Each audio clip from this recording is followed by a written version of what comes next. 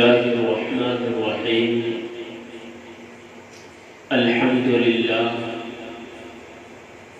لله كفى وسلام على عباده الذين اصطفى أما بعد فأعوذ بالله من الشيطان الرجيم بسم الله الرحمن الرحيم قال الله تبارك وتعالى في القرآن الحكيم والفجر وليال عشر والشفع والوتر صدق الله العظيم۔ بزرگان محترم، تجربات اور مشاہدات سے یہ بات ثابت ہوئی ہے کہ موسم بہاریں اور فصلیں سال کے اندر مختلف انداز سے آتی ہیں، اور یہ علاقائیت کے اعتبار سے بھی مختلف ہوتی ہے۔ جیسا کہ ہمارے یہاں یو پی میں، مغربی اتر پردیش اور ہریانہ میں گیہوں کی جو فصل ہوتی ہے وہ گرمیوں کے آغاز میں آتی ہے، اور دھان کی جو فصل ہوتی ہے وہ سردیوں کے آغاز میں آتی ہے۔ لیکن کاشتکار کا جو نظریہ ہوتا ہے وہ دھان کی فصل کے بالمقابل گیہوں کی فصل پر زیادہ ہوتا ہے، لیکن کبھی کبھار اس کو گیہوں کی فصل سے بھی ہاتھ دھونا پڑتا ہے۔ ٹھیک اسی طرح شریعت مطہرہ کا نظام ہے، اور وہ آپ سمجھ سکتے ہیں شریعت اسلامی کے اندر بہت سارے نظام نافذ کیے گئے ہیں، اور وہ صرف امت مسلمہ کے لیے ہے، تاکہ امت مسلمہ اس سے استفادہ حاصل کر سکے۔ اور اس کے دیگر مواقع آتے ہیں، انہی مواقعوں میں سے ایک بہت اہم اور منظم موقع رمضان المبارک کا ہوا کرتا ہے۔ سال کے 12 مہینوں میں سب سے افضل، سب سے اعلیٰ، سب سے ارفع، سب سے افصح اگر کوئی موقع مسلمانوں کے لیے ہے تو وہ صرف و صرف رمضان المبارک کا موقع سب سے اہم ہے شریعت اسلامی کی نظر میں۔ اس موقع پر بہت سارے ہمارے مسلمان بھائی عبادتیں کرتے ہیں، ریاضتیں کرتے ہیں، راتوں کو بیداری کا ماحول بناتے ہیں اور دنوں میں روزہ رکھتے ہیں اور اللہ کو راضی کرتے ہیں۔ لیکن جہاں دین زیادہ ہوتا ہے وہاں پر شیطان بھی زیادہ ہوتا ہے۔ یہ ایک تجرباتی بات ہے۔ شیطان اپنے پنجوں کو وہیں پر جمانے کی کوشش کرے گا جہاں دینی احکامات کو زندہ کیا جا رہا ہے۔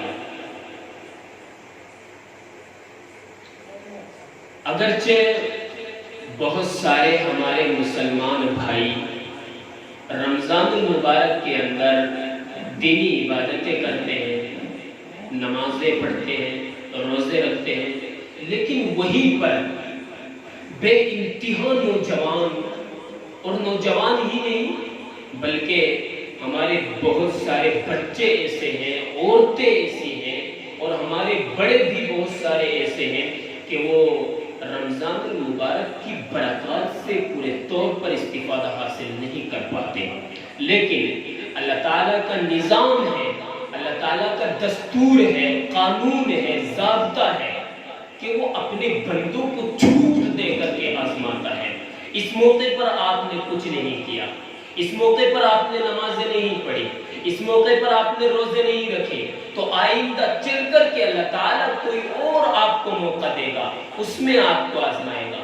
کہہ لیجئے کہ یہ ایک چھوٹ ہے اللہ تعالیٰ کی جانب سے، اللہ تعالیٰ آپ کو چھوٹ دے کر کے آزما رہے ہیں۔ رمضان المبارک کی قدردانی جیسی ہونی چاہیے تھی وہ آپ سے نہیں ہوئی ہے، لیکن اس کے غالباً 2 مہینے بعد ایک مہینہ شروع ہوتا ہے، اس کا نام ہے ذی الحجہ۔ اس مہینے کی اہمیت اور عظمت اتنی ہے کہ میں اس کو اپنے الفاظ میں صحیح معنی میں بیان نہیں کر سکتا۔ خود باری تعالیٰ قرآن پاک کے اندر ارشاد فرماتے ہیں وَالْفَجْرِ وَلَيَالٍ عَشْرٍ۔ اس مہینے کے شروع کے 10 دن جن کو عشرہ ذی الحجہ کہا جاتا ہے، اور یاد رہے اس مہینے کے 30 دنوں میں سے 10 دن بہت افضل اور اعلیٰ ہے۔ یہ تو پورا مہینہ ہے، لیکن 10 دن جن کو عشرہ ذی الحجہ کہا جاتا ہے، اور عشرہ ذی الحجہ کا مطلب یہ ہے، عشرہ یہ عربی زبان کا لفظ ہے، عشرے کے معنی 10 کے آتے ہیں، اور ذی الحجہ کے معنی آتے ہیں حج والا مہینہ۔ تو اس حج والے مہینے کے 10 دن بہت اعلیٰ، بہت عرفہ ہے، بے انتہا فضیلتوں کے حامل ہے۔ اور کہہ لیجیے رمضان المبارک کے بعد اگر کسی مہینے کو فضیلت اور برکت حاصل ہے تو وہ عشرہ ذی الحجہ کا جو مہینہ ہے اس کو برکت اور فضیلت حاصل ہے۔ نبی پاک علیہ السلام نے ارشاد فرمایا جو عشرہ ذی الحجہ کے روزے رکھے گا، ایک دن کا روزہ اگر کسی نے رکھا تو اس روزے کا ثواب 1 سال کے روزے کے برابر ہوگا، اور اگر کسی شخص نے، کسی مرد نے، کسی عورت نے، اور کسی بڑے نے اور کسی چھوٹے نے، اور کسی نوجوان نے اور کسی بچے نے راتوں عبادت کی، خواہ وہ 1 رات کی، 2 رات کی، 3 رات کی، کتنی بھی رات عبادت کی، لیکن 1 رات کا ثواب مفسرین لکھتے ہیں، محدثین لکھتے ہیں کہ اگر عشرہ ذی الحجہ کی 1 رات کسی نے عبادت کی تو اس 1 رات کا ثواب 1000 راتوں سے زیادہ لکھا جائے گا دیگر راتوں کے بالمقابل۔ بہرحال ضرورت ہے کہ یہ سنہرا موقع ہمارے ہاتھوں سے چھوٹ نہ جائے۔ آنے والے ذی الحجہ کا ہم تہ دل سے استقبال کریں۔ ذی الحجہ کی آمد ہے اور اس موقع کو گوایا نہ جائے۔ جتنی فضیلت عشرہ ذی الحجہ کے دنوں کی ہے اتنی ہی فضیلت اس کی راتوں کی بھی ہے۔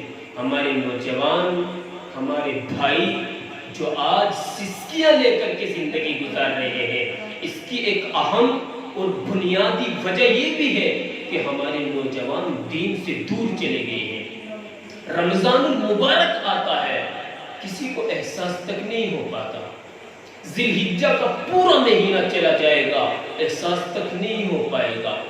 ایام قربانی عنقریب آ رہے ہیں، ہم لوگوں کو احساس تک نہیں ہوتا۔ میرے بھائیوں، میرے نوجوان دوستو، ضرورت ہے کہ آپ غفلت اور کوتاہی سے کام نہ لیں، بلکہ دینی امور کی، دینی احکامات کی اور دینی پیغامات کی جو پاسبانی ہونی چاہیے اور جو پابندی ہونی چاہیے اور ان کا جو استقبال ہونا چاہیے وہ ہمارے لیے ضروری ہے، ہر حال میں ضروری ہے۔ لہذا ضرورت ہے کہ آپ تمام حضرات ذی الحجہ کے شروع ہونے سے پہلے آنے والے ذی الحجہ کا استقبال کریں، صحیح معنی میں اور استقبال کا مطلب یہ نہیں ہے کہ آپ روڈوں پر کھڑے ہو، آپ زمین پر کھڑے ہو کر کے آسمان کی طرف دیکھیں، ذی الحجہ آ رہا ہے۔ یہ کسی شخص کا استقبال نہیں ہے، یہ کسی انسان کا استقبال نہیں ہے۔ ذی الحجہ کا صحیح استقبال یہ ہے کہ آپ اپنے آپ کو گندگیوں سے دور کریں اور ذی الحجہ کے شروع ہوتے ہی عبادت و ریاضت میں پٹ جائیں۔ ذی الحجہ کا سب سے بہترین استقبال ہے۔ اس مہینے کی بے انتہا فضیلتیں ہیں، اور بعض مفسرین نے تو یہاں تک لکھا ہے، بعض محدثین نے تو یہاں تک لکھا ہے کہ ذی الحجہ کے ان 10 دنوں کی فضیلت رمضان المبارک کے 10 دنوں سے کہیں زیادہ بڑھ کر کے ہے۔ یہاں سے آپ اندازہ لگا سکتے ہیں کہ ذی الحجہ کتنی زیادہ برکتوں کا حامل مہینہ ہے۔ ذی الحجہ کا مہینہ